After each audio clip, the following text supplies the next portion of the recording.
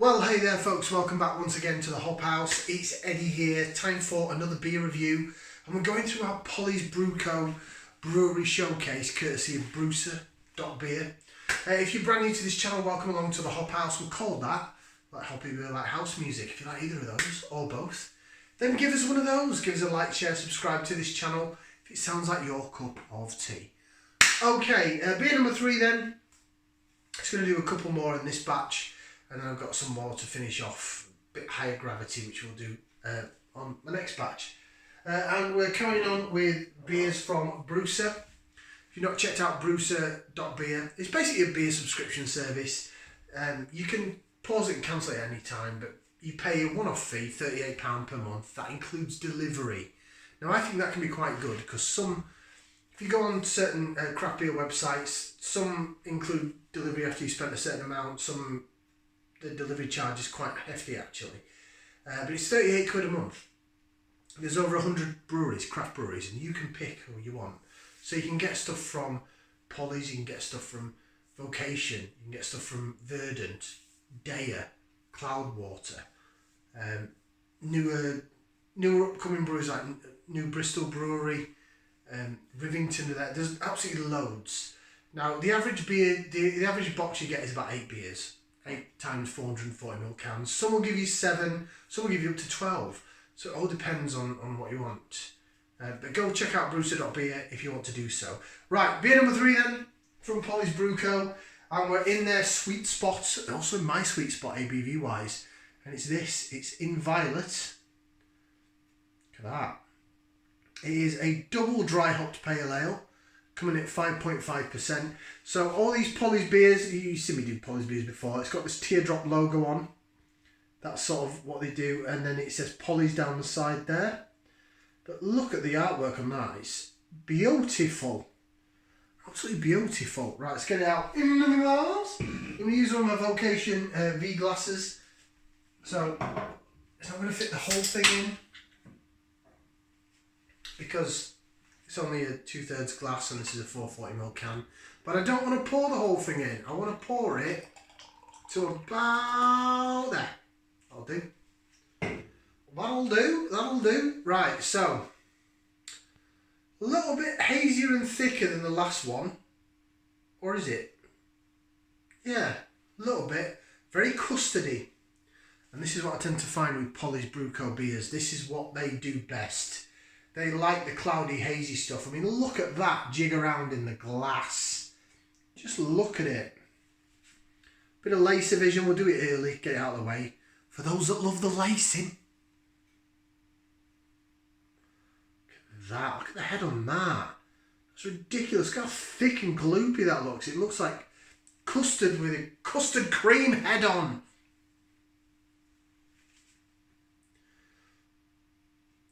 Love that. Love it.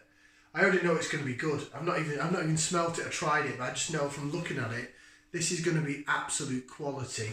Now the next one I'm going to do, what I might do is I might leave some of this out on the side to compare. Go compare! Next one I'm going to do is one from Morrison's. So basically Polly's Brew Co. put 2 beers out into Morrison's, which I'm really excited about. And I just want to see if they hold up against stuff like this I got direct from the brewery. Right, anyway, I'm waffling. Let's put that in there. Let's give it a whiff. See what we can sniff.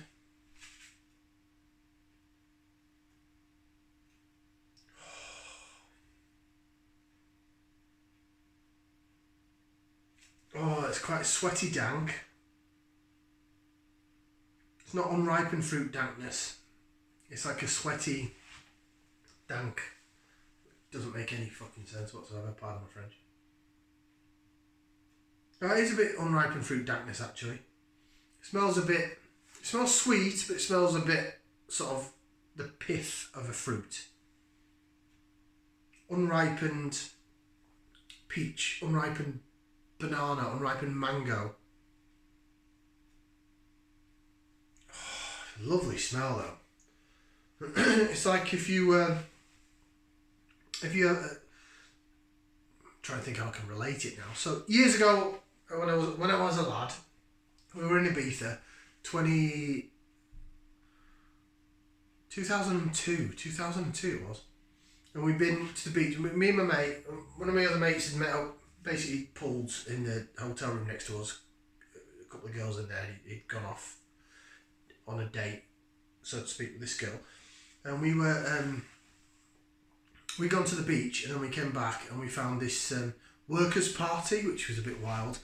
And we went to get in and said, "Oh, you can't get in, lads, you haven't got a hat, it's a Mad Hatter's party." So we went round the corner and we wrapped the towels around our head, a bit like a turban.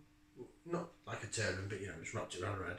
Yeah, in you go. And they had this alcoholic punch bowl that was free for all the workers. We weren't even workers, we were tourists. But it smelled like this. That was the point I was getting to. Sorry, went round the houses. I do that a lot. Right, let's give it a try. Bottoms up down the hatch. This smells divine.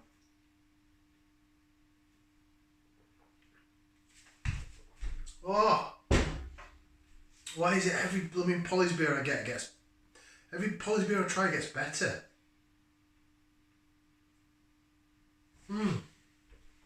Oh, I thought they'd really outdone themselves with cracks. That was my favourite one up to now. Oh, that's stunning. That is so good. And it just keeps going. It keeps going. So, sweetness down the middle of the tongue, down the sides of the tongue, you are getting that sort of peachy, mangoey, pineapple, almost banana-y element. Back end, a little bit of tart, sort of tart orange and lime, maybe at the back end.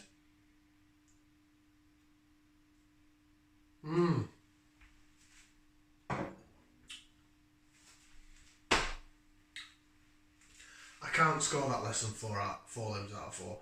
I haven't even got to the scoring yet. I'm just like, wow. Mouthfeel, medium body. It tastes like an IPA. That taste, so when I did my live second birthday, that tastes similar body to the Northern Monk Bloody Faith in Futures at 6.2%. This is 5.5% pale ale. It is not an IPA, but look at it. Look at it, people. Look at it. Look at it. Dear God. Shouldn't be allowed. It's naughty. It's dirty and sweaty. Smells dirty and sweaty.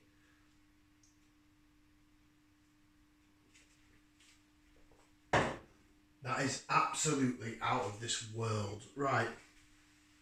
Hop-wise, Amarillo, Mosaic and Chinook.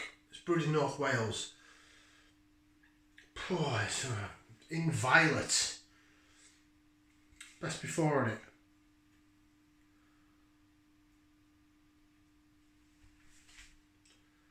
February next year. It was canned at the end of August. So maybe they put in this Brewser batch, maybe they put in some slightly older beers. It's not the brand new fresh stuff. But I can't fault that.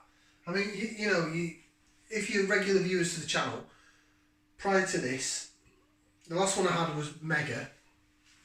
Really good, but prior to this, I had a beer called Cracks from Polly's. I think it was a 4.5% jobber. That was absolutely out of this world, and I gave it 4 limbs out of 4. And that was an out-of-date beer from Left Field Beer, so that was a beer that had gone past its best before. This is still within it, but this is absolutely tremendous. 2 thumbs up, 2 feet.